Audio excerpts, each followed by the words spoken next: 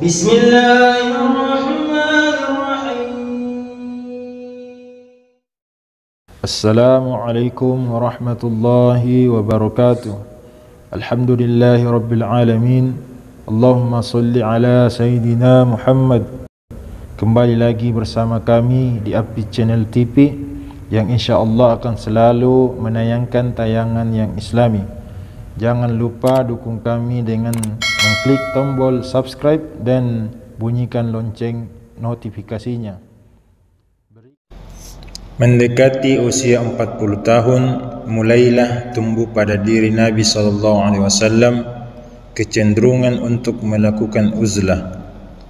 Allah menumbuhkan pada dirinya rasa senang untuk melakukan ikhtila di Gua Hira.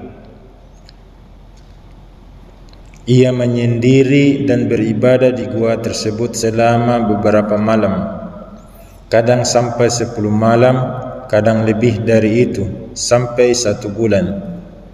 Kemudian beliau kembali ke rumahnya sejenak hanya untuk mengambil bekal baru untuk melanjutkan ikhtilanya di Gua Hira. Demikianlah Nabi SAW terus melakukannya sampai turun wahyu kepadanya ketika beliau sedang melakukan uzlah. Imam Bukhari meriwayatkan dari Sayyidah Aisyah radhiyallahu anha menceritakan cara permulaan wahyu. Ia berkata, wahyu pertama diterima oleh Rasulullah SAW dimulai dengan suatu mimpi yang benar. Dalam mimpi itu beliau melihat cahaya terang laksana fajar menyingsing di pagi hari. Kemudian beliau digemarkan oleh Allah untuk melakukan halwa. Beliau melakukan halwa di Gua Hira, melakukan ibadah selama beberapa malam, kemudian pulang kepada keluarganya untuk mengambil bekal. Demikianlah berulang kali hingga suatu saat beliau dikejutkan dengan datangnya kebenaran di dalam Gua Hira. Pada suatu hari datanglah malaikat lalu berkata, "Bacalah." Beliau menjawab, "Aku tidak dapat membaca." Rasulullah SAW menceritakan lebih lanjut, malaikat itu lalu mendekati aku dan memelukku sehingga aku merasa lemah sekali. Kemudian aku dilepaskan, lalu ia berkata lagi, "Iqra" atau bacalah. Aku menjawab, "Aku tidak dapat membaca." Ia mendekati aku lagi dan mendekapku sehingga aku merasa tidak berdaya sama sekali. Kemudian aku dilepaskan. Ia berkata lagi, "Bacalah." Aku menjawab, "Aku tidak dapat membaca."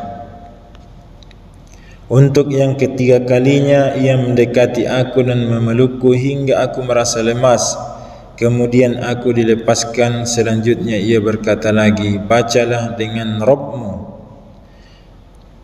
Selanjutnya ia berkata lagi, "Bacalah dengan nama Rabbmu yang telah menciptakan manusia dari segumpal darah," dan seterusnya.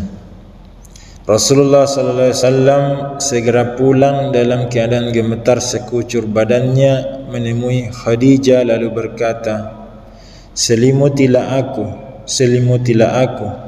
Kemudian beliau diselimuti hingga hilang rasa takutnya. Setelah itu beliau berkata kepada Sayyidah Khadijah, "Hai Khadijah, tahukah engkau mengapa aku tadi begitu?" Lalu beliau menceritakan apa yang baru dialaminya. Selanjutnya beliau berkata, "Aku sesungguhnya khawatir terhadap diriku dari gangguan makhluk jin." Siti Khadijah menjawab, "Tidak, bergembiralah. Demi Allah sesungguhnya tidak akan membuat anda kecewa.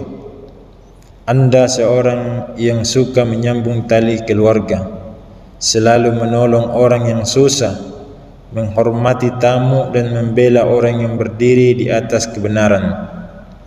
Beberapa saat kemudian Sayyidah Khadijah mengajak Rasulullah SAW pergi menemui Waraqah bin Naufal, salah seorang anak paman Siti Khadijah, di mana jahiliyah ia memeluk agama Nasrani. Ia dapat menulis huruf Ibrani. Bahkan pernah dinulis bagian-bagian dari Injil dalam bahasa Ibrani. Ia seorang yang sudah lanjut usia dan telah kehilangan penglihatannya. Kepadanya Sayyidah Khadijah berkata, "Wahai anak pamanku, dengarkanlah apa yang hendak dikatakan oleh anak lelaki saudaramu, yakni Muhammad sallallahu alaihi wasallam." Waraqah bertanya kepada Nabi Muhammad sallallahu alaihi wasallam, "Hai anak saudaraku, ada apa kegerangan?" Rasulullah sallallahu alaihi wasallam kemudian menceritakan apa yang dilihat dan dialami di dalam Gua Hira. Setelah mendengar keterangan Rasulullah sallallahu alaihi wasallam, Waraqah berkata, "Itu adalah malaikat yang pernah diutus Allah kepada Musa. Alangkah bahagianya seandainya aku masih muda perkasa. Alangkah gembiranya seandainya aku masih hidup tatkala kamu diusir oleh kaummu." Rasulullah sallallahu alaihi wasallam bertanya, "Apakah mereka akan mengusir aku?" Waraqah menjawab, "Ya. Tak seorang pun yang datang membawa seperti yang kamu bawa kecuali akan diperangi. Seandainya kelak aku masih hidup dan mengalami hari yang akan kamu hadapi itu, pasti ku bantu sekuat tenagaku." Tidak lama kemudian Waraqah meninggal dunia, dan untuk beberapa waktu lamanya Rasulullah sallallahu alaihi wasallam tidak menerima wahyu. Terjadi perselisihan tentang berapa lama wahyu tersebut terhenti. Ada yang mengatakan 3 tahun dan ada pula yang mengatakan kurang dari itu. Pendapat yang lebih kuat ialah apa yang diriwayatkan oleh Baihaqi, bahwa masa terhentinya wahyu tersebut selama 6 bulan. Tentang kedatangan Jibril yang kedua, Baihaqi meriwayatkan sebuah riwayat dari Jabir bin Abdullah. Ia berkata, "Aku mendengar Rasulullah sallallahu alaihi wasallam berbicara tentang terhentinya wahyu. Beliau berkata kepadaku, di saat aku sedang berjalan, tiba-tiba aku mendengar suara dari langit. Ketika kepalaku angkat, ternyata malaikat yang datang kepadaku di Gua Hira. Kulihat sedang duduk di kursi antara langit dan bumi. Aku segera pulang menemui istriku dan kukatakan kepadanya, 'Selimutilah aku, selimutilah aku, selimutilah aku.' Sehubungan dengan itu Allah kemudian berfirman, 'Hai orang yang berselimut, bangunlah dan beri peringatan. Agungkanlah Rabbmu, sucikanlah pakaianmu dan jauhilah perbuatan dosa.' Sejak itu wahyu mulai diturunkan secara kontinu." Demikianlah kisah penerimaan wahyu oleh baginda Nabi sallallahu alaihi wasallam di Gua Hira.